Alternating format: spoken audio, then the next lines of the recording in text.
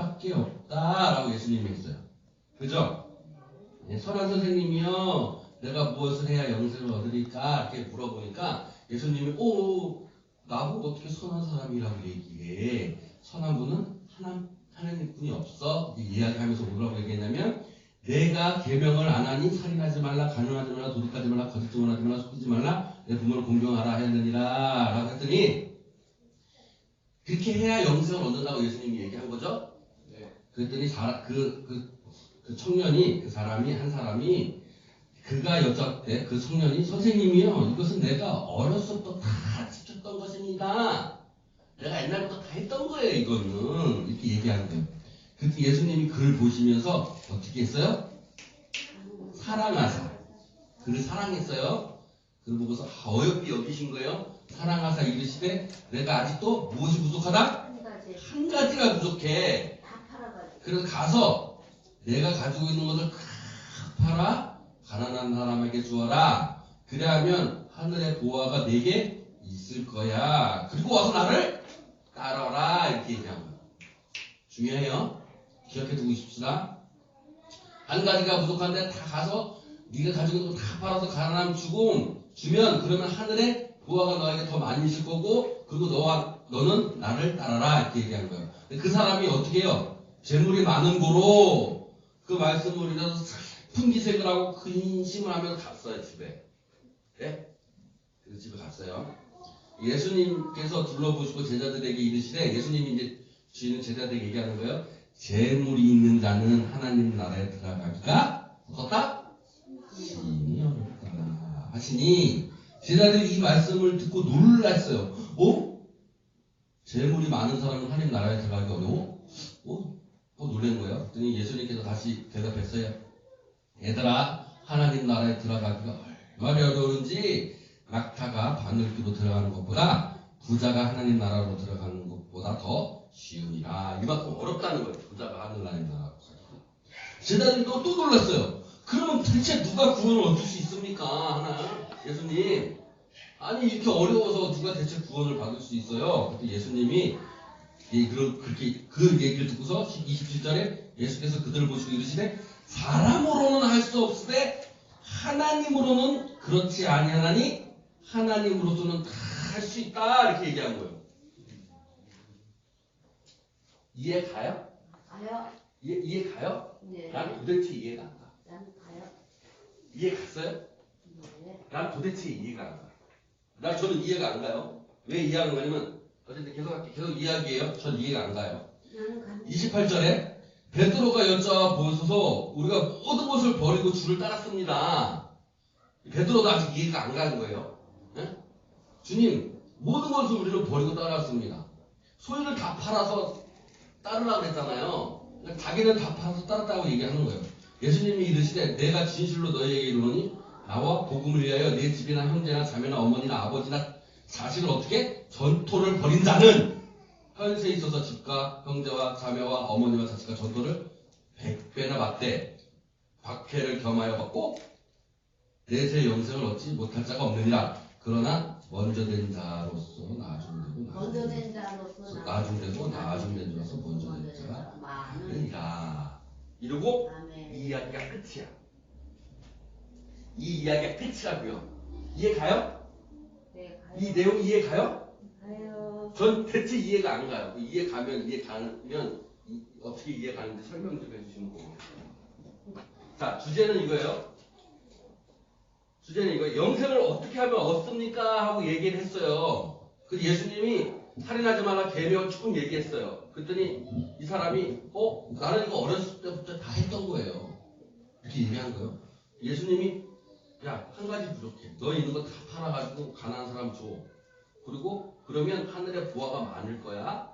그리고 나를 따라와. 그러면 돼. 이렇게 얘기하신 거예요. 그런데 제자들이 그걸 보고 놀랬어요. 근심했어요. 재물이 많은 사람들은 하나님 나라로 들어갈 수 없대요. 예수님이 그 얘기 했더니 제자들 놀랬어요. 아니, 하나님 나라가 그렇게 들어가기 어려우면 어떻게 합니까? 그랬더니 예수님이 사람으로는 할 수 없을 때 하나님으로는 할 수 있다라는 거예요. 응? 이해 가요, 그게? 그게 이해 가냐고요? 갑자기 뜬금없는 얘기지 않나요? 이해가 가는 이해 가요? 응. 당연히 이해 가면. 뜬금없는 이야기잖아요. 그죠? 아니, 재물이 많으면 들어가기 어려운데, 아니, 그렇게 어려운데 어떻게 할 수 있어요? 어떻게 사람들이 이렇게 구원하기 어려운데, 너무 어렵지 않습니까? 사람으로는 할 수 없는 거예요. 근데 누구로는 할 수 있어요? 하나님으로서는 할 수 있는 거예요. 응? 이해 가면 다행이에요.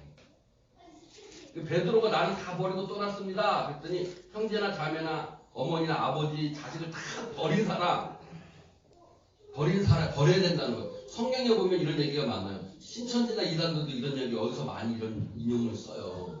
형제나 자매가 내들에게 원수가 될 것이고 칼이 될 것이고 그를 잘라버리고 나를 따르라는 이야기 많이 나와. 예?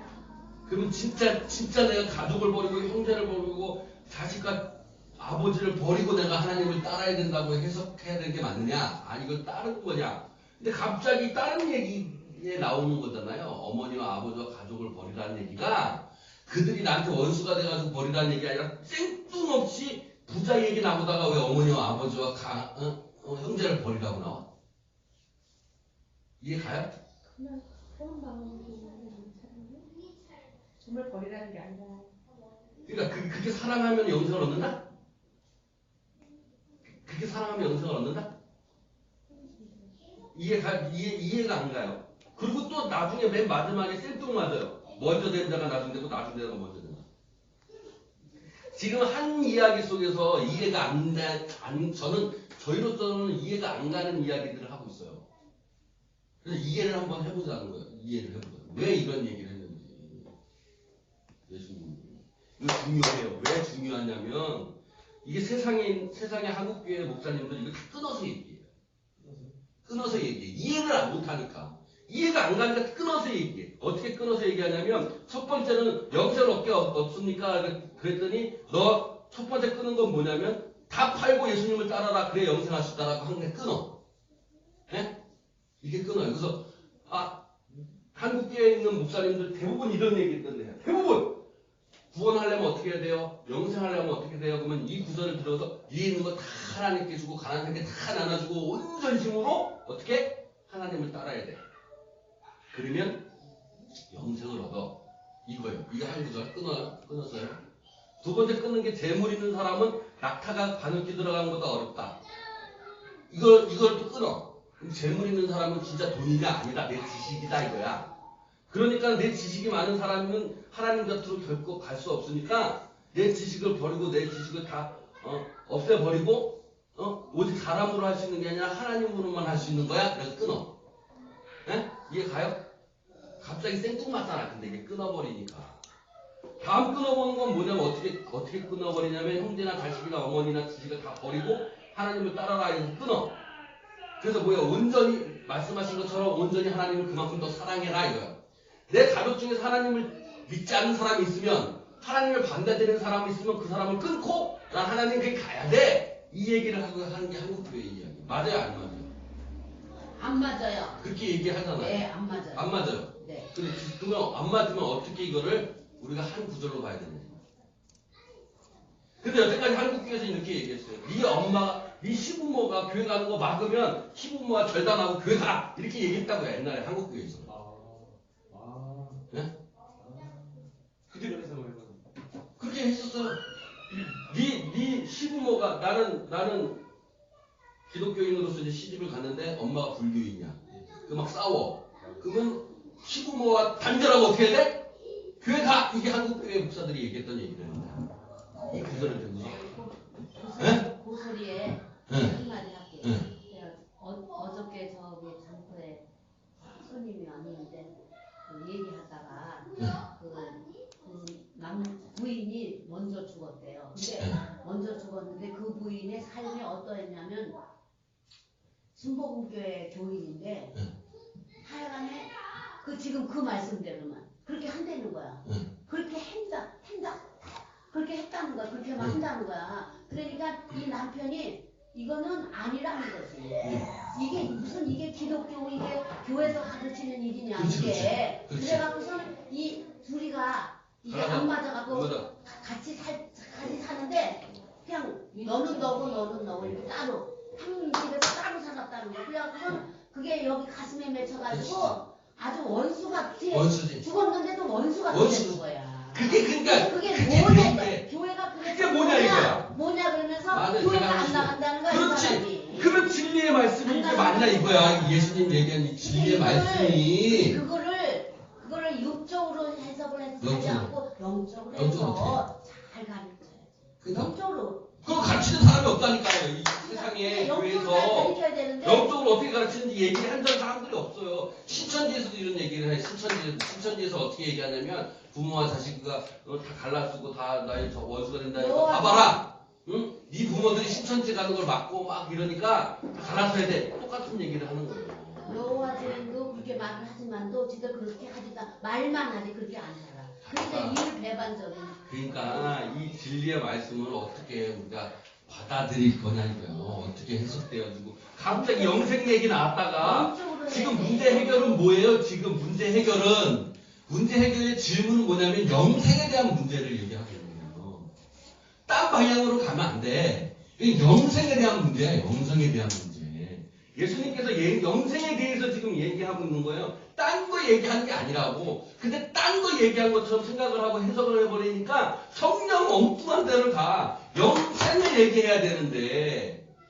영생을 얘기해야 되는데.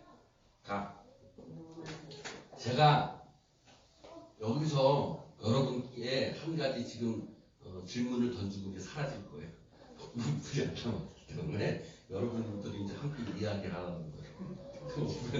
사라질 거야. 자, 중요한 얘기 들어요. 영생은 뭐예요? 영생이 뭐냐 이거야. 영생이. 근데 영원히 사는 게 아니에요. 영생이 뭐냐 이거야. 영생이 뭐야?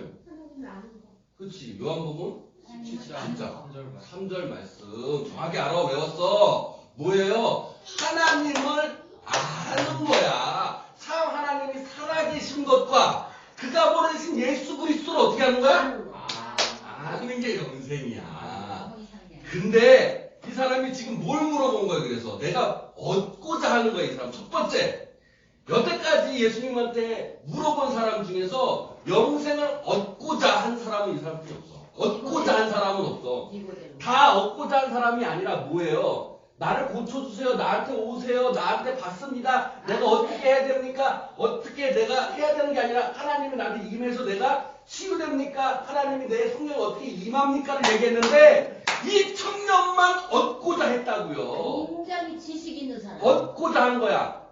제가 뭐 얘기한 거예요 지금? 지식 있는 게 아니라 성경에서 얻고자 하는 것이 없어요. 얻고자 하는 것이 없다. 근데 이 사람만 얻고자 했어.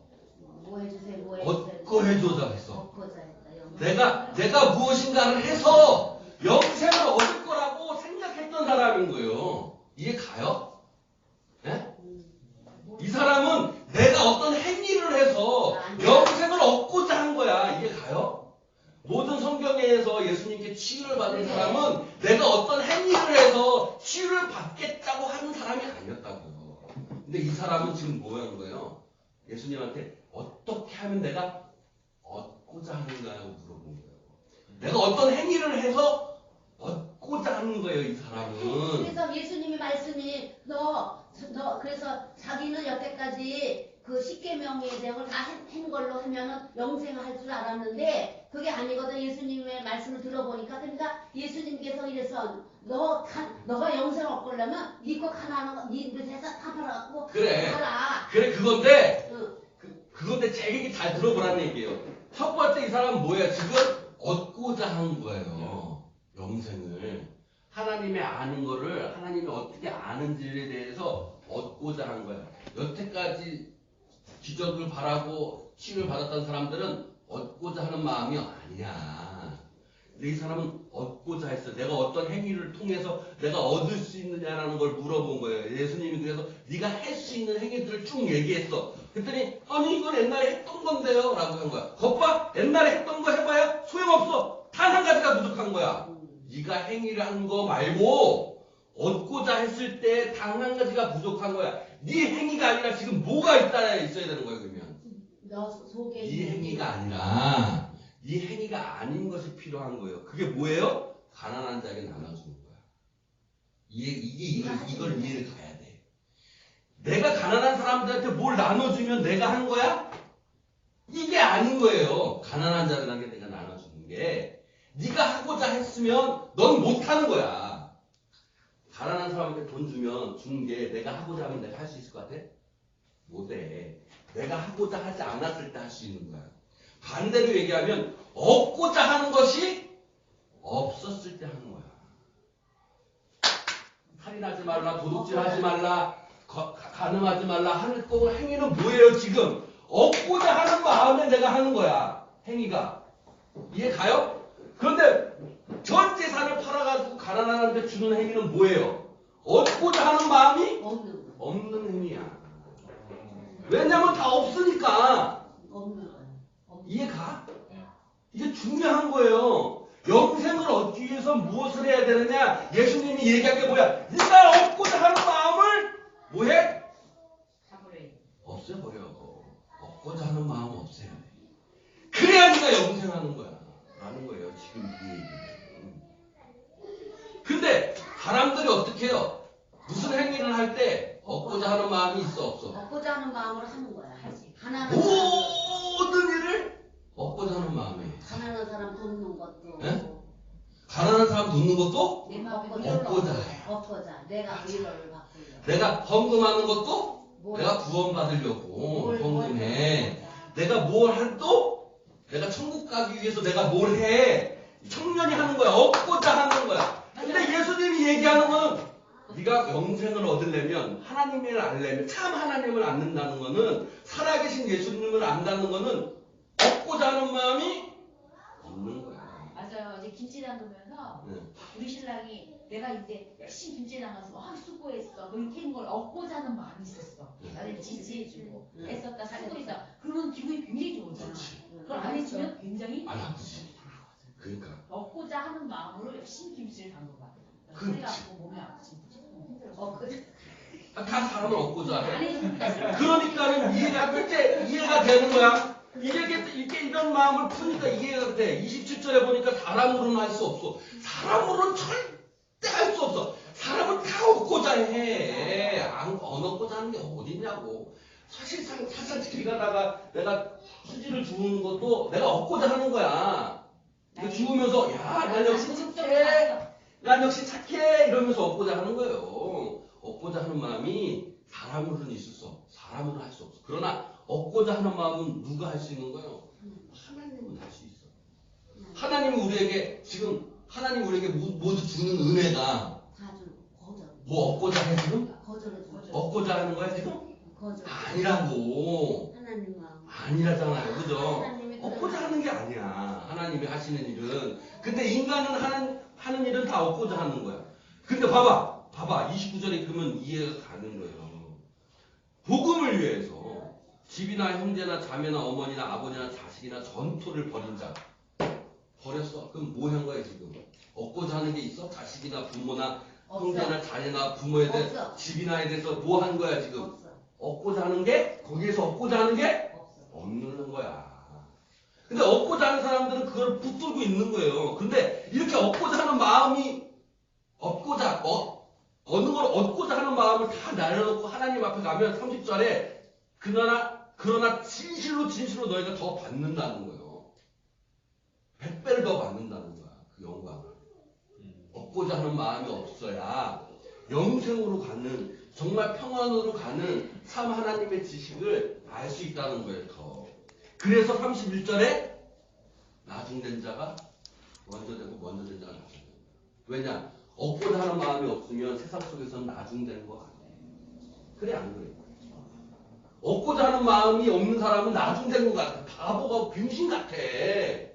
다 있고자 하는데. 내가 존경받는 사람들. 그런데 나중에는 얻고자 하는 마음이 없는 사람이 더 나중된다.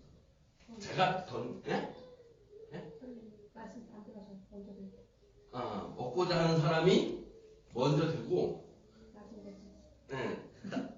얻고자 하지 않는 자가 나중된 것 같지만 그러나 사실상 실상을 뒤져보면 얻고자 하는 마음이 없는 사람이 먼저 되는 거예요. 영생을 어떻게 얻으리까? 저는 이 구절에 이런 해석을 여러분에게 던지고 갑니다.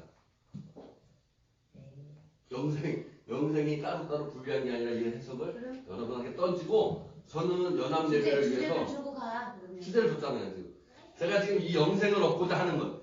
영생을 얻기 위해서 어떻게 해야 돼? 그냥 결과적으로 얻고 사지 말아요. 얻고 타지 말아야 돼. 그거야, 답은 그거야. 제가 그거를 던져놓고 여러분한테 그래, 가니까 답이 그거라고. 그러니까 얻고 왜 사지 마. 답이 그걸 안 그거 들으라고 말이죠. 아예 기대를 하지 말고 함께 비워. 여러분 이야기 나누면서 인간은 다 정말 기대하고 그냥 가지려고 하고 그러는데 그만 기대하지도 말고 비워 그냥. 그치. 그냥 그게 답이야 답이야. 뭐 비워. 얻고 기대도 하지 마.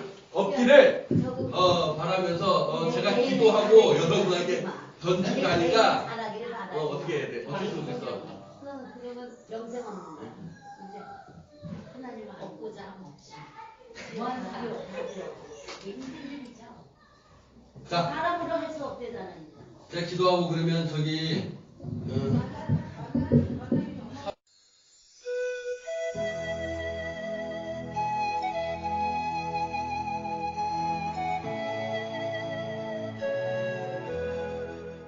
네, 하나님 말씀 보시겠습니다. 누가복음 10장 25절부터 37절입니다. 한 절씩 교독하겠습니다.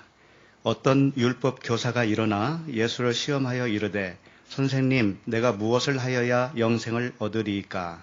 예수께서 이르시되 율법에 무엇이나 기록되었으며 네가 어떻게 읽느냐? 대답하여 이르되 내 마음을 다하며 목숨을 다하며 힘을 다하며 뜻을 다하여 주 너의 하나님을 사랑하고 또한 내 이웃을 내 자신과 같이 사랑하라 하였나이다.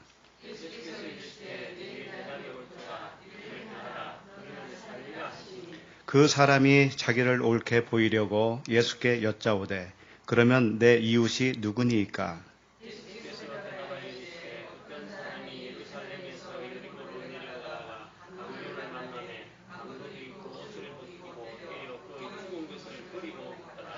마침 한 제사장이 그 길로 내려가다가 그를 보고 피하여 지나가고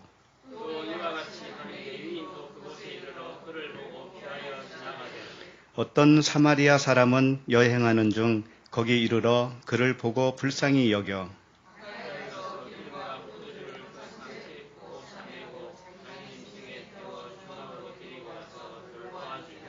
그 이튿날 그가 주막 주인에게 데나리온 2를 내어주며 이르되 이 사람을 돌보아 주라. 비용이 더 들면 내가 돌아올 때에 갚으리라 하였으니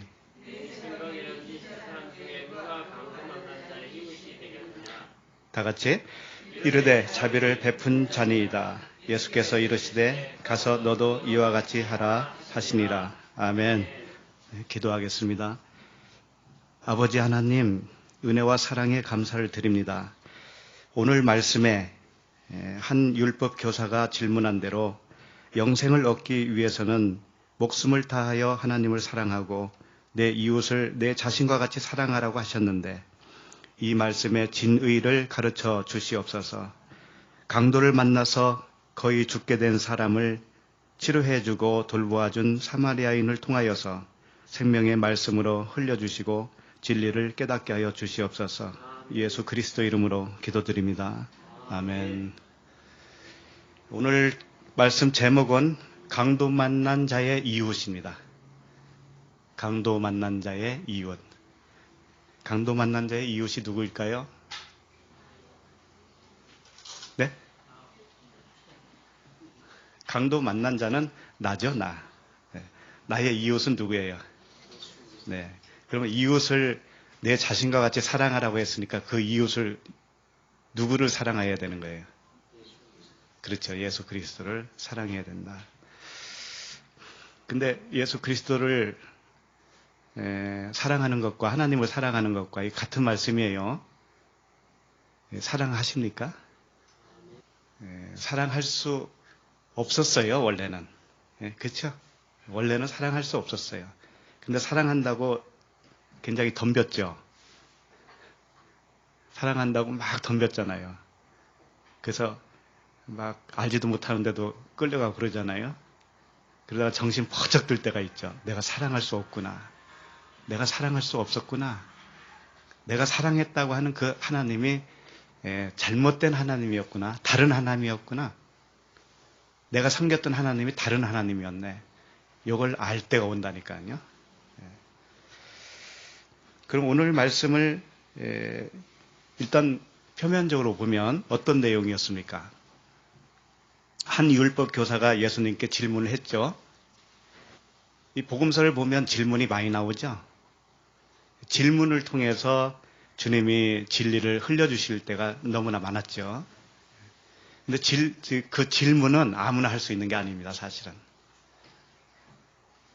궁금증은 어디에서 비롯되냐면 일단 알기 시작해야 궁금증이 시작돼요. 아무 생각 없이 사는 사람들 있잖아요. 궁금증도 없고 알고자 하는 마음도 없어요. 그런 분들이 저쪽 동네에 많아요. 주중에도 한번 다녀왔거든요. 장례식장에. 장례식장에 다녀왔는데 그쪽 동네 사람들 많이 만났죠. 진리에 대한 말씀들은 한 말씀도 없어요. 궁금해하지도 않아요. 열심히 하는 교회입니다. 열심히 하는 교회예요. 제가 거기 있었거든요. 근데 무슨 말 해도 못 알아들어. 참 신기하더라고요. 신기해. 어쩌면 이렇게 갈릴까라는 생각이 들더라고요. 그래서 한 율법 교사가 일어나서 예수님께 질문을 했습니다. 무엇을 하여야 영생을 얻을 수 있습니까? 그러니까 오늘 말씀은 영생을 얻는 길이 무엇인가를 가르쳐주는 말씀이에요. 아주 정확한 말씀이에요. 오늘 말씀을 잘 보면 영생은 이렇게 얻어지는 것이구나. 그럼 나는 영생을 얻은 건가? 그것을 잘 살펴볼 수가 있을 것입니다.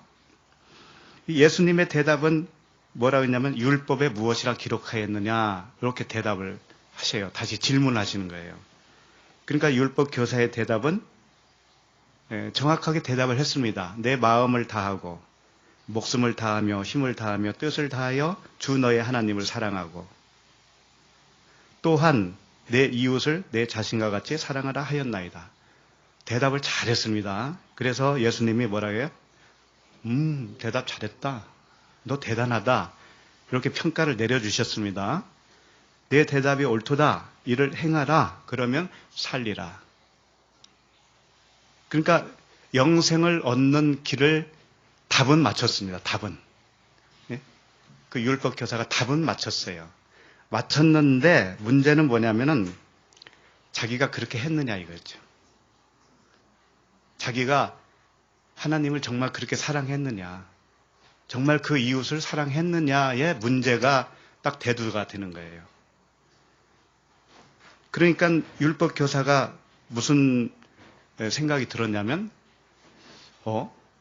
이웃을 내 자신과 같이 사랑하라? 내가 정말 그 이웃을 사랑했나? 이런 생각이 딱 든 거죠. 그 이웃이 누굴까? 이렇게 생각이 된 거예요. 그럼 그 이웃이 누군지도 모르면 사랑도 안 했다라는 증거 아닙니까? 그래서 그 율법 교사가 또 다시 물어보는 거예요. 그 이웃이 누굽니까? 이렇게 물어보는 거예요. 그랬더니 예수님이 뭐라고 그래요? 그 여리고로 내려가는 강도 만난 자의 이야기를 들려주시는 거예요. 이것은 비유입니다. 비유. 실제 있었던 사건을 말씀하시는 게 아니고 예수님이 비유로 말씀하시는 거예요. 그 율법 교사가 질문한 대로 그러면 이웃이 누굽니까? 내 이웃이 누굽니까? 라고 하는 질문을 받으시고 이 비유의 말씀을 주셨단 말이에요. 그러니까 이 비유의 말씀은 정말 이웃이 누구냐를 가르쳐 주시는 거예요. 그럼 우리가 그 이웃이 누군가를 알아야 사랑을 하든지 말든지 할 거 아닙니까? 그래서 오늘은 그 이웃, 사랑해야 된다고 하는 이웃이 누구냐 이거죠. 우리는 어떻게 알고 살았어요? 그 이웃이 누구라고 생각했습니까? 옆집 아저씨? 옆집 아줌마? 예. 이웃은 결론적으로 말하면 예수 그리스도예요. 예수 그리스도. 그래서 오늘 말씀은 사마리아, 선한 사마리아라고 그러잖아요. 대개는 선한 사마리아. 그래서 병원 이름도 선한 사마리아 교회. 아니 교회가 아니고 병원. 선한 사마리아 치과 뭐 이런 거 있죠. 그리고 선교 단체도 그런 게 많이 있어요. 사마리아, 선한 사마리아. 그러면서 외국에 다니면서 퍼주잖아요, 이렇게. 그게 이웃으로 생각한 거죠, 그분들은. 선한 사마리아인은 내가 돼야 되고, 내가 되어야 되고, 그 이웃은 저 가난한 사람이 내 이웃이니까 가서 도와줘야지. 그거 아니에요? 결론적으로 말하면 오늘 말씀과 반대되는 개념이죠.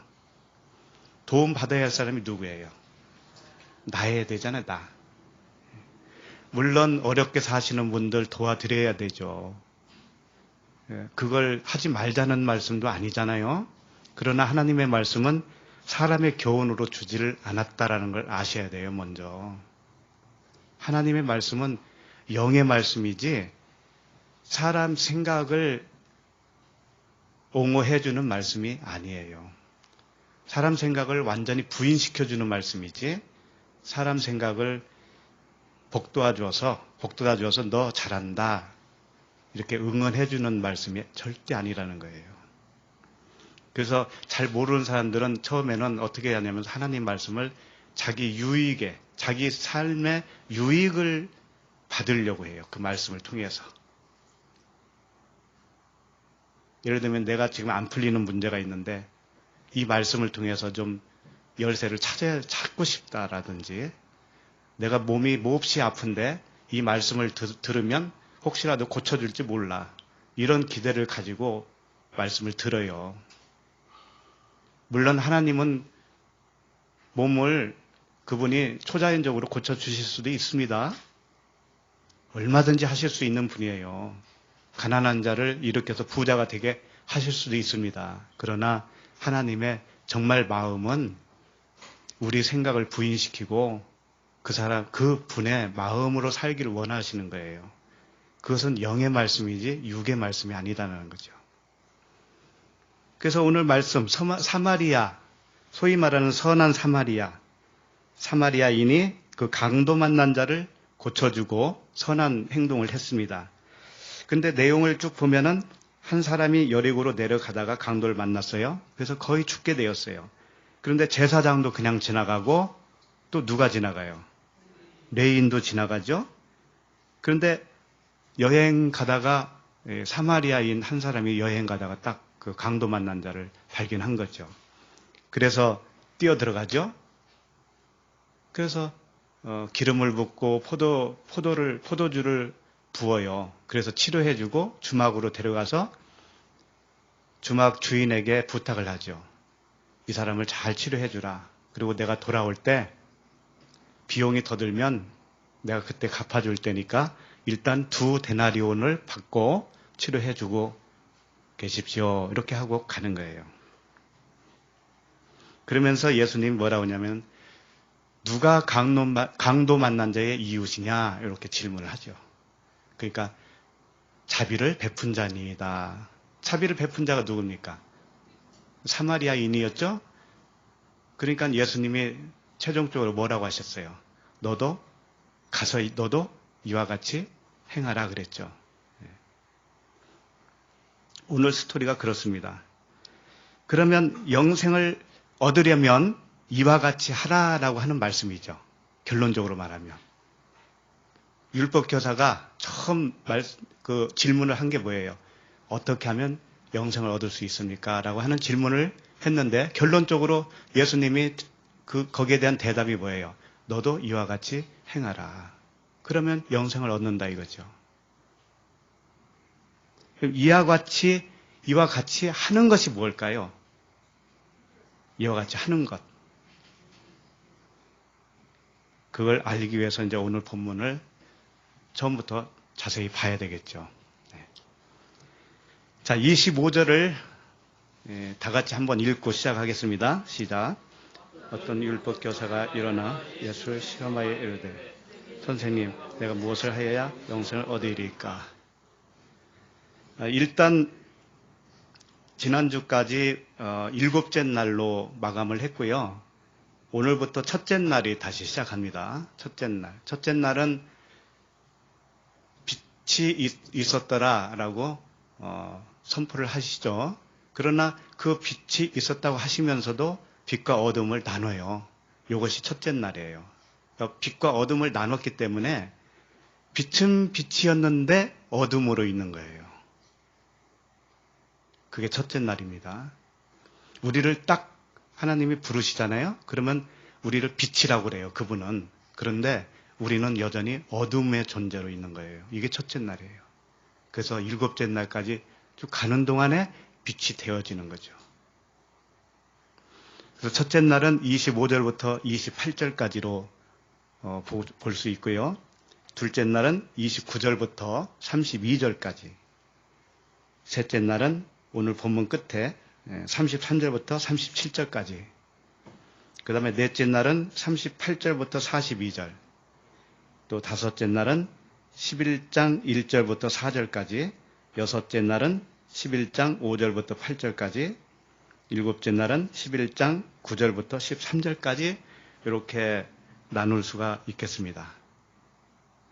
11장 13절 이후부터는 다시 첫째 날부터 다시 시작하는 거예요. 그렇게 해서 항상 주님은 이 무지개 언약 구조로 말씀을 하고 계시다라는 거예요. 예외 없이. 이것은 창세기서부터 계시록까지 모든 책이 다 그렇다라는 거죠. 어느 분이 질문하시더라고요. 시편이라든지 잠언이라든지 그런 책도 마찬가지로 그렇게 구분은 됩니까? 그러더라고요. 맞아요. 시편이든 잠언이든 전도서든 간에 전부 다 첫째 날부터 7째 날까지 구조로 반복적으로 돌아가요. 놀라운 일이죠. 그렇게 해서 하나님의 이 말씀이 언약이다라고 하는 것을 강조하고 계시는 거죠. 언약이야, 언약. 행위 언약이 아니라 은혜 언약이야 라고 하는 것을 가르쳐 주는 거예요. 그러니까 오늘 말씀도 이렇게 하라 저렇게 하라라고 하는 명령형으로 보이잖아요. 그걸 이렇게 받아들이면 좋아요. 내가 그렇게 해주겠다. 내가 그렇게 해주겠다. 언약이니까. 모든 것이 언약이니까. 그런데 하라고 하니까 내가 해야 될 것으로 막 하잖아요. 그러면 그게 행위 언약으로 들어가 버리는 거예요. 나도 모르는 사이에. 그래서 하나님의 은혜에서 떨어지는 겁니다. 어떤 율법 교사가 일어났다 이렇게 되어 있습니다. 25절 보세요. 근데 일어났다라고 하는 단어가 아니스템이 이게 세워졌다 그런 뜻입니다. 일단은 하나님이 우리를 딱 부르시잖아요. 그러면 부르기 전하고 부른 후의 차이는 엄청난 거예요. 첫째 날이라고 해도 일단 부르심을 우리는 딱 받으면 일단 세워진 거예요.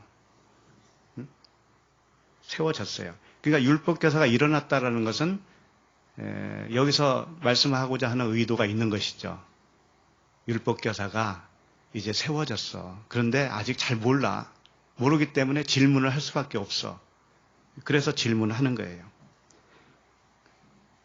궁금한 것이 생겼다는 것은 1차적으로 위로 일어났다, 위로 세워졌다 그런 의미죠. 예수를 시험하여 이렇게 되어 있습니다. 율법교사가 일어나서 예수를 시험하여 이렇게 되어 있어요. 예수를 시험하여 시험해야 돼요. 하지 말아야 돼요. 주님은 하나님 뭐라고 했어요? 하나님을 시험하지 말라라고 그랬잖아요. 근데 이상하잖아요. 시험을 하고 있어요, 지금. 이 시험하여라고 하는 단어가 페이라조인데, 페이라조. 그 앞에 에크가 하나 더 붙었어요. 에크, 페이라조. 이렇게 되어 있어요. 그러니까, 시험을 하는데, 에크가 붙으면 뭐냐면, 더 철저하게, 이런 뜻이에요. 철저하게 시험한다 이거죠. 그러니까, 하나님을 시험하지 말라고 하는 말씀에 위배를 하고 있는 거잖아요. 그죠? 철저하게 시험하는 거예요. 주님이 뭐라고 하셨냐면 마태복음 4장 7절에 예수께서 이르시되 또 기록되었으되 주 너의 하나님을 시험하지 말라 하였느니라. 이때도 에크페이라주예요. 그런 시험을 하지 말아라 이렇게 되어 있어요. 그런데 분명히 지금 율법교사는 예수님을 시험하기 위해서 질문을 하고 있다라는 거죠. 그럼 이게 말이 안 맞잖아요, 지금. 그러면 시험하지 말라라고 했기 때문에 율법교사가 시험하여 이르되 하면서 질문하면은 예수님이 뭐라고 해야 되겠어요? 너 하나님 시험하지 말라고 그랬는데 그 말씀 너 모르냐? 이래야 되잖아요. 그러면서 상대도 말해야 되잖아요. 근데 예수님이 대답을 해 주시잖아요. 그럼 이게 뭐 어떤 의미가 있을 거 아닙니까? 고린도전서 10장 9절에는 또 이런 말씀이 있어요. 고린도전서 10장 9절에 그들 가운데 어떤 사람들이 주를 시험하다가, 이게 에크페이라죠. 이것도 주를 시험하다가 뱀에게 멸망하였나니 우리는 그들과 같이 시험하지 말자. 이렇게 되어 있어요. 그래서 성경은 항상 이 부딪히는 그런 말씀들이 있습니다. 간혹. 여기서는 이렇게 하라고 했는데 저기서는 또 이렇게 하지 말라라고 하고 있거든요. 그래서 간혹 이런 부분들 때문에 어려워해요. 어디서는 시험하지 말라고 해놓고 어디서는 또 시험한 거 용납을 한단 말이에요. 그 고린도전서 10장 10절을 보면 그들 가운데 어떤 사람들이 원망하다가 멸망시키는 자에게 멸망하였나니 너희는 그들과 같이 원망하지 말라. 시험하다가, 하나님을 시험하다가 멸망을 당한 사람들처럼 너희들 시험하지 마. 그런 말씀이잖아요. 11절에 보면 그들에게 일어난 이런 일은 본보기가 되고 또한 말세를 만난 우리를 깨우치기 위하여 기록되었느니라. 여기까지가 고린도전서 10장 9절부터 11절 말씀이에요. 자, 그러면 이게 무슨 말이냐? 왜 어디서는 시험하지 말라고 그러고 어디서는 시험하다가 멸망했으니 너희들 그거 시험하지 말아라 그런단 말이에요. 결론부터 말씀드리면 주님을 알지 못할 때까지, 알 때까지 주님을 은혜와 진리 되시는 그분을 알 때까지는 시험하는 거예요. 그걸 용납하셔야 하나님이. 그런데 우리가 이제는 알죠. 주님의 말씀이 다 언약이고 그분이 이루어 주시는 우리가 그 은혜 아래에 있다라는 것을 말씀을 통해서 전부 알았잖아요. 그 다음에 시험하지 말아야 돼요. 그 다음에는. 그 다음에 시험하면 큰일 나는 거예요. 그럼 그 다음에 시험한다는 건 뭘까? 다시 율법 아래로 들어가는 걸 말하는 거죠. 다시 율법 아래 들어가요. 하나님이 우리에게 베풀어 주신 그런 것들을 내가 수용하지 못해요. 받아들이지 못해요. 왜? 내 뜻이 살아있으면 그렇단 말이에요. 내 뜻대로 안 되잖아요. 그렇기 때문에 안 받아들여요. 그러면 그게 하나님을 시험하는 거예요. 그 시험을 하지 말라는 것이에요. 그런데 알 때까지는 시험할 수밖에 없습니다. 우리가. 다른 말로 여기 그 말씀을 잘 보면 고린도전서 10장 11절에 보면 그들에게 일어난 이런 일은 본보기가 됐다고 그랬죠. 본보기가 되고 또한 말세를 만난 우리를 깨우치기 위하여 기록되었다. 이렇게 말씀하셔요. 이게 무슨 말씀이냐면 앞에서 그 시험하다가 뱀에게 멸망하였다라고 하는 것은 뭐냐면 이렇게 멸망당해서 우리가 부인되어져야 된다라는 것을 말씀하고 있어요. 우리가 잘 몰랐을 때는 하나님께 질문을 하고 하나님께 시험을 하는 겁니다. 우리 나도 모르게 시험을 하는 거예요. 그러다가 율법 아래에서 내가 죽어요. 이런 것이 아니었구나라고 하는 깊은 깨달음과 함께 내가 사망 가운데 있었구나. 하나님의 법을 다 율법, 육체의 법으로 내가 섬기려고 했구나. 이런 것들을 깨달을 때가 오죠. 이게 뭐냐면 멸망당한 거예요. 이것이 멸망당한 것인데 이것을 원망하다가 멸망당했다고 했는데 이것은 본보기다라는 거예요. 그러면 우리에게 본보기가 됐다라는 것은 나는 지금 그런 차원을 벗어난 말세를 당한 상태이기 때문에 그렇다라는 거예요. 바울이 말세를 만난 우리를 깨우치기 위해서 그랬다고 그랬죠? 그러면 이 말세를 만났다라는 게 뭘까? 그걸 잘 아셔야 돼요. 근데 이미 다 우리는 아시니까 말세는 이 우주 종말을 말하는 게 아니라고 그랬죠. 그렇죠? 우리 각자의 말세를 말하는 거예요. 우리 각자의 말세. 그러면 우리 각자의 말세가 이 말세라는 이 단어가 어떻게 되어 있냐면은 두 단어입니다. 텔로스, 그 다음에 아이온 이렇게 되어 있어요. 텔로스라고 하는 건 뭐냐면은 이 종착점이라는 뜻이거든요. 끝이에요. 끝. 그리고 아이온은 뭐냐면 영원이라는 뜻이에요. 영원. 그러면 말세가 무엇이냐면은 이런 거예요. 세상으로 살다가 세상으로 산다라는 의미는 우리가 율법 아래에서 살다가 하나님의 말씀을 오해해서 내 생각으로 살다가 종말을 맞이하는 거예요. 끝을 맞이하는 거예요. 그것이 뭐냐면 십자가의 죽음이에요. 그러면 그때부터 어떤 세상으로 내가 편입이 되냐면은 영원으로 들어가는 거예요. 영원으로. 그러니까 말세라는 것은 이 세상 내 한 사람이 율법 아래에서 풀려나는 시점을 말하고 있어요. 율법 아래에서 풀려나는 시점, 이것이 세상에서 살다가 영원으로 들어가는 그 시점이에요. 이게 말세예요. 그러면 말세에 있다라고 하는 것은 더 이상 하나님을 시험할 수 있는 게 없는 거죠. 몰랐을 때는 시험하는 거예요. 몰랐을 때는. 이 질문하고 하나님을 알려고 노력하고 하는 것들이 다 시험을 하고 있는 겁니다. 사실은. 그런데 시험하지 말라고 했을 때는 뭐냐면 이제 말세에 들어온 너희들은 이런 뜻이에요. 영원으로 들어온 너희들은 시험하면 안 된다. 다시 그 뒤로 돌아가면 안 된다. 뒤로 물러가 침륜에 빠지면 안 된다. 이 말씀을 하는 겁니다. 그러니까 오늘 본문 말씀은 뭐예요? 율법 교사는 아직 영원으로 들어오지 못한 상태를 의미하고 있었어요. 그러니까 예수님을 시험하여 이렇게 기록을 하는 겁니다. 자, 그 다음에 본문으로 다시 돌아와서 25절 보세요. 이르되 선생님 내가 무엇을 하여야 영생을 얻으리까 그랬죠. 선생님이라고 그랬습니다.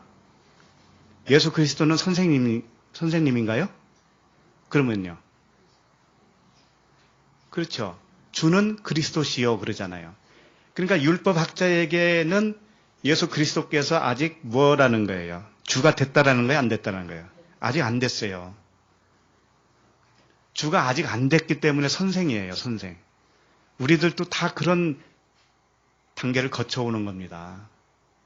예수님을 믿는데 자기는 주님이라고 철저하게 믿어요. 아버지라고도 부르고 주님이라고 부르는데 사실은 선생 차원의 그분을 섬겼던 거예요. 잘 몰랐기 때문에 그분은 잘 모르고 있는 그 사람에게는 주가 아니에요.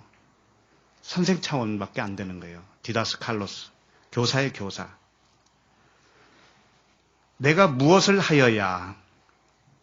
그러면 이 질문이 사실상 잘된 질문은 아니에요. 이 율법학자는 어떤 행동을 의미하고 있잖아요. 어떻게 해야 영생을 얻느냐? 어떻게 해야? 그런 문제로 이렇게 다가오는 겁니다. 근데 이 영생을 어떻게, 내가 무엇을 하여야 영생을 얻으리까? 이 얻으리까가 클레오노메오라고 하는 단어인데 이게 상속이에요, 상속. 그러니까 내가 어떻게 해야 하나님 나라를 상속받을 수 있습니까? 이렇게 질문한 거예요. 그랬더니 예수께서 26절 읽겠습니다. 예수께서 이르시되 율법에 무엇이라 기록되었으며 내가 어떻게 읽느냐.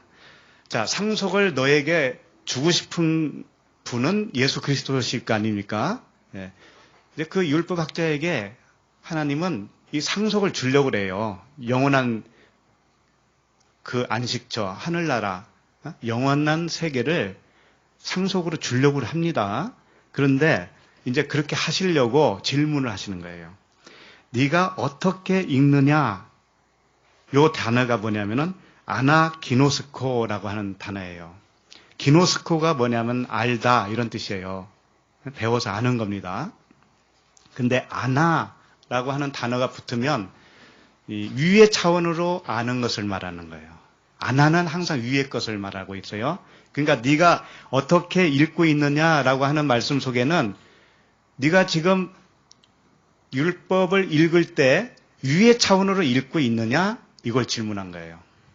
문자적으로 읽느냐? 아니면 그 속에 있는 영혼이라고 하는 말씀으로 읽고 있느냐? 이렇게 질문을 한 거예요. 여러분은 어떻게 읽고 계세요? 성경을 읽을 때. 위의 차원으로, 영이라고 하는 하나님의 말씀 차원으로 읽고 계십니까? 네, 그렇게 읽고 있어야 돼요. 안 그러면 질문을 하셔야 돼요. 그렇게 안 보이면 질문하셔야 된다니까. 이 율법 학자처럼, 율법 교사처럼. 그래서 어떻게 읽느냐? 위의 차원으로 읽고 있니? 또는 이렇게 되는 거예요. 다시 알다라는 뜻이 있습니다. 다시, 재차. 그러니까 처음에는 문자적으로 알았지. 그런데 그것을 다시 아는 것, 다시 아는 것, 다시 아는 그 차원으로 읽고 있느냐? 이렇게 질문을 한 거예요. 영적인 차원으로 읽고 있느냐? 이렇게 질문을 하신 거죠. 그랬더니 27절 같이 읽겠습니다. 대답하여 이르되 내 마음을 다하며 목숨을 다하며 힘을 다하며 뜻을 다하여 주 너의 하나님을 사랑하고 또한 내 이웃을 내 자신과 같이 사랑하라 하였나이다. 네. 율법 교사가 대답을 했습니다. 대답을 했는데 이것은 신명기에 나오는 말씀이에요. 그러니까 정확하게 대답은 했습니다. 그런데 율법 교사가 정말 위의 차원으로 읽고 대답을 했는지 안 했는지는 알 수가 없어요. 이것도 역시 문자로 그대로 대답을 한 거기 때문에. 그러면 정말 이 말씀의 이 뜻이 뭘까요? 하나님을 어떻게 사랑하는 거예요? 마음을 다하며 목숨을 다하며 힘을 다하며 뜻을 다하여 이렇게 사랑을 해야 되는 거거든요. 이렇게 사랑하면 영생을 상속으로 받는다 이런 말씀이에요. 이렇게 되어야. 이렇게 되었어요? 이렇게 목숨을 다해서 하나님 사랑하고 계십니까? 힘을 다하며 뜻을 다하며 이렇게 사랑하고 계세요, 하나님을? 다시 말하면 이런 거예요.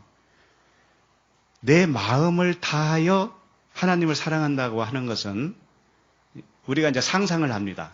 목숨을 다하여 하나님을 사랑한다고 하는 것은 내 목숨을 아끼지 않고. 그렇죠? 일단 그렇게 생각한다니까. 목숨을 아끼지 않고 어디를 가서든지 내 목숨을 귀할 것으로 여기지 않고 어디를 가서든지 아무리 원수가 많고 나를 죽이려고 하는 사람들이 많은 그런 나라에 가서라도 내가 목숨을 걸고 이 복음을 전하는 것, 이것이 하나님을 목숨을 다해서 사랑하는 것으로 생각을 하죠. 물론 어떤 분에게는 그렇게 다가올 수도 있어요. 그렇게 해서 선교지도 가는 것이고 선교사님도 생겨나는 것도 있죠. 근데 그런 거 다 좋다 이겁니다.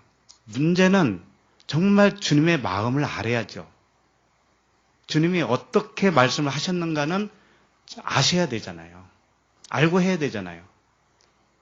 안 그러면 다른 하나님을 섬기는 겁니다. 그러니까 주여 주여 하는 자마다 천국에 못 간다고 그러잖아요.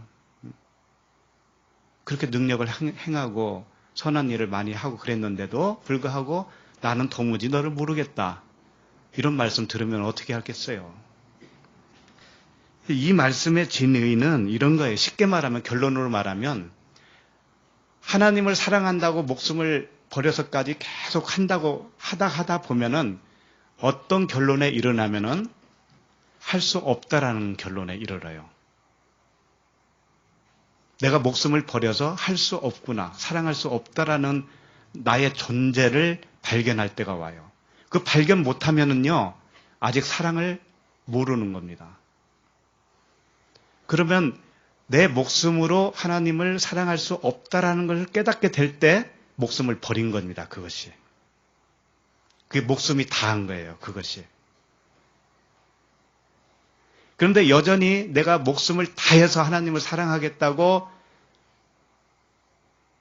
철석같이 믿고 그렇게 계속 하고 있으면 어떻게 되냐면 자기 목숨이 아직 다한 거 아니에요. 그러니까 이 말씀은 목숨을 다하고 마음을 다하고 목숨을 다하고 뜻을 다하고 힘을 다해서 사랑한다고 하는 것은 뭐냐면 목숨, 마음으로 할 수 없다라는 것을 깨달을 때까지 하는 거예요. 깨달을 때까지. 그 다음에 마음으로도 할 수 없고 목숨을 버릴 수도 없구나라고까지 가야 된다고요. 그게 목숨을 다하는 것이고 힘을 다하여 이건 뭘까요? 내 힘으로는 할 수 없다라는 것을 깨달을 때 힘을 다한 거예요. 그것이. 그리고 뜻을 다하여 하나님을 사랑한다고 해봤는데 그렇게 할 수 없다라는 것을 내가 알 때 그게 뜻을 다한 거라고요. 이제 그러면 이 단어 하나하나를 일단 봐야 돼요. 마음이라고 하는 단어 있죠. 마음을 다해서 하나님을 사랑한다고 했잖아요. 이 마음이 카르디아입니다. 카르디아인데 이 신체의 중심 기관을 의미해요. 그 심장 이런 의미를 가지고 있습니다. 마음이라고 하는 것이 우리 사람의 정체성입니다. 마음이. 그런데 성경은 이 마음을 뭐라고 표현했을까요? 사람의 마음을 어떻게 평가했을까요? 에레미야 17장 9절을 보면 만물보다 거짓되고 심히 부패한 것은 마음이라 그랬어요. 누가 능히 이를 알리오마는 이렇게 되어 있어요. 자, 그러면 마음은 심히 부패하고 거짓되고 썩었는데 이 마음 가지고 하나님을 사랑할 수 있습니까? 근데 우리가 처음에는 내 마음이 그렇게 부패했다라는 것을 모른 채 하나님을 사랑한다고 덤빈 거예요. 그러니 하나님이 얼마나 안타까워 하겠습니까? 그렇기 때문에 마음으로 하나님을 사랑한다고 하는 것은 이 마음, 부패, 썩어 있는 이 마음이 거짓된 마음이었구나라는 것을 깨닫는 것이 뭐냐면은 마음을 다하여예요. 다한 거예요, 이제. 그랬을 때 우리는 사랑할 수 없어요. 그랬을 때 하나님이 사랑이 되어주시는 겁니다. 내가 마음으로 하나님을 사랑할 수 없다는 것을 알 때 그분이 나의 사랑이 되어주셔요. 사랑은 여기 있나니 너희가 나를 사랑한 것이 아니고 하나님이 우리를 사랑했다고 그러잖아요. 우리는 사랑할 수 없어요. 마음이 심히 부패했는데요. 썩었고 부패했는데요. 거짓되고 이런 마음 가지고 어떻게 하나님을 사랑할 수 있다라고 생각합니까? 요 자체가 육신의 생각인 거예요. 그 육신의 생각은 하나님과 원수가 되죠. 자, 그 다음에 마음, 그 다음에 뭡니까? 두 번째? 목숨이죠, 목숨. 목숨이 푸시케로 되어 있어요. 사랑을 하려면은 푸뉴마로 해야 되는 거예요, 원래는. 근데 목숨은 푸시케예요, 푸시케. 혼이란 말이에요, 혼적인 존재로 하나님을 사랑을 하는데 이 혼이 다할 때까지 한다는 거죠. 다할 때까지. 그러면 혼으로는 사랑할 수 없구나. 푸시케로서는 하나님을 사랑할 수 없구나. 이렇게 거기까지 갈 때 뭐냐면은 목숨을 다하여 이렇게 되는 거예요. 다하는 거예요, 그게. 그 다음에 뭐예요? 힘이죠? 힘은 이스키스 이렇게 되어 있는데 육체적인 힘을 말하는 겁니다. 하나님의 능력이 아니고 사람의 능력을 말하는 거예요. 그러면 사람의 육신의 능력으로 하나님을 사랑할 수 있어요, 없어요? 없잖아요. 없다라는 것을 깨달는 것이 뭐냐면 힘을 다하여예요. 다하여. 응? 그 다음에 뭐냐면 뜻이죠. 뜻. 디아노이아라고 되어 있습니다. 뜻. 원래 하나님의 뜻 할 때는 이 단어를 사용 안 합니다. 하나님의 뜻 할 때는 이 뜻이 뭐냐면 델레마라고 하는 단어를 사용해요. 하나님의 뜻. 근데 여기서는 델레마라는 단어가 아니고 사람의 뜻, 혼적인 사고방식 이런 뜻이에요. 혼적인 사고방식, 푸시케적인 사고방식, 육신의 뜻을 말하고 있습니다. 이 혼적인 사고방식으로 하나님을 사랑할 수 있어요, 없어요? 없다니까요. 사랑한다고 해도 그것은 내 방식으로 사랑하는 겁니다. 내 방식으로. 그거 아니라는 거예요. 그거 아닌 것을 알 때 뭐냐면은 뜻을 다한 거예요, 그때가. 다한 거예요. 끝난 거예요. 그러면 이 다하며가 무슨 뜻이냐 이거예요. 다하며. 다하다. 목숨을 다하여 할 때 이 다하다라는 뜻이 뭐냐면은 다한다. 이게 홀로스거든요. 홀로스. 모든 것, 전체 막 그런 의미예요. 모든 것 전체. 그런데 다하며 할 때 이 며가 뭐냐면은 에크라는 단어예요. 에크. 에크가 뭐냐면 어디에서부터 밖으로 불러냄을 받는 거예요. 밖으로라는 뜻이에요. 밖으로. 무엇으로부터 밖으로 이런 뜻이에요. 에클레시아가 뭐죠? 에클레시아. 에크에다가 칼레오.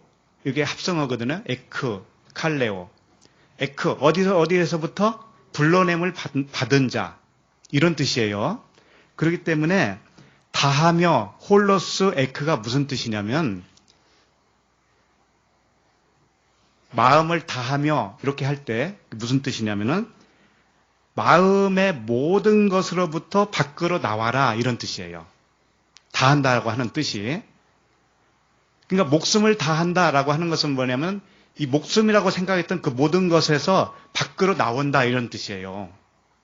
그럼 밖으로 나온다고 하는 것은 뭐예요? 내 그 육신의 생각, 육신의 목숨으로는 할 수 없다라는 것을 깨닫는 것을 말하고 있어요. 마음의 모든 것으로부터 밖으로 나와. 목숨의 모든 것으로부터 밖으로 나와. 힘의 모든 것으로부터 밖으로 나와. 이것이 뜻의 모든 것으로부터 밖으로 나와서 하나님을 사랑하는 거예요. 이것이 목숨을 다한다라는 뜻입니다. 그러니까 목숨을 바치는 것이 아니라 내 목숨으로는 사랑할 수 없다라는 것을 끝날 시점에서 깨닫는 것. 이것이 목숨을 다하는 거예요. 그런데 여기 보면은 4가지로 나왔죠? 마음, 목숨, 힘, 뜻. 예. 근데 신명기에서는 이 4가지로 설명을 안 했어요. 3가지만 나왔어요. 3가지. 그리고 마태복음에서도 주님이 어떻게 말씀하셨냐면은 마태복음 22장 37절에 보면 예수께서 이르시되 내 마음을 다하고 목숨을 다하고 뜻을 다하여 이렇게 3가지 나왔어요. 주 너의 하나님을 사랑하라. 근데 누가복음에서는 하나를 더 붙인 겁니다. 여기다 힘이라고 하는 거.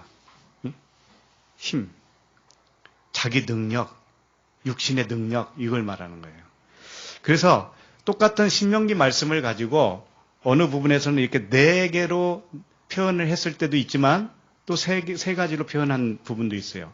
그러면 이건 같다라는 거예요. 사실 같은 겁니다. 3부분으로 나눠서 표현했어도 4부분으로 나눠서 표현했어도 같은 겁니다. 이건 내용은 다 같아요. 근데 왜 굳이 이렇게 좀 다르게 했을까? 이것은 저에게 주신 마음으로 말씀드리는 거예요. 이것은 동서남북 사복음서가 뭐냐면 예수 그리스도라고 하는 그 그리스도 한 분이잖아요. 진리 한 분을 4부분에서 설명을 하는 거예요.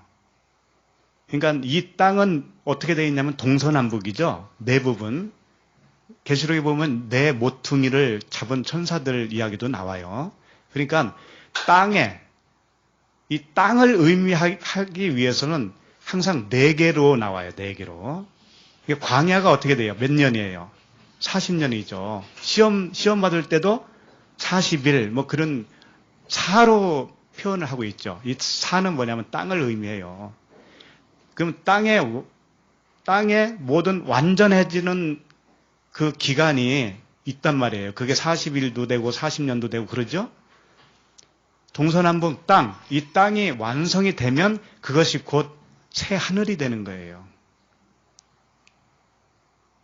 땅이 완성이 되면 새 하늘이 되는 겁니다. 그 자체가. 그래서 오늘 4가지로 표현할 때는 동서남북, 땅이 완성되는, 그러니까 우리가 처음에 땅이었잖아요. 이 땅을 어떻게 표현했냐면은 마음, 목숨, 힘, 뜻 이렇게 표현했단 말이에요. 이것이 전부 다 무너져야 되는 겁니다. 무너지면 이 땅이 완성이 되어지고 그 자체가 뭐냐면 하늘이 되는 거예요. 새 하늘과 새 땅이 되는 거예요. 그럼 3개로 표현했을 때, 3단어로 표현했을 때는 3일길로 보시면 되는 거예요. 육신의 정력, 안목의 정력, 이생의 자랑을 이것을 완성을 하면 역시 이것도 뭐예요? 새 하늘, 새 땅이 되는 거예요. 똑같아요. 그러니까 3일길로 표현할 때는 3가지로 표현하고 땅의 완성 차원으로 표현할 때는 4가지로 표현하고 이렇게 표현한다는 거예요. 근데 그것이 같아요. 의미로 보면 같다고요. 자, 그래서 그리고 마태복음 22장 38절에 보면 이것이 크고 첫째 되는 계명이요. 하나님을 이렇게 마음을 다하고 목숨을 다하고 뜻을 다해서 사랑하는 것이 첫째 계명이라고 그랬습니다. 그리고 39절에 보면 둘째도 이와 같으니, 이 둘째도 이와 같다라는 것은 똑같다라는 거예요. 똑같다. 내 이웃을 내 자신과 같이 사랑하라. 이것이 둘째 계명인데 첫째 계명, 둘째 계명이 같다라는 거예요. 예? 그러니까 결국은 계명은 뭐예요? 몇 개가 있다라는 거죠. 하나밖에 없는 거예요. 하나.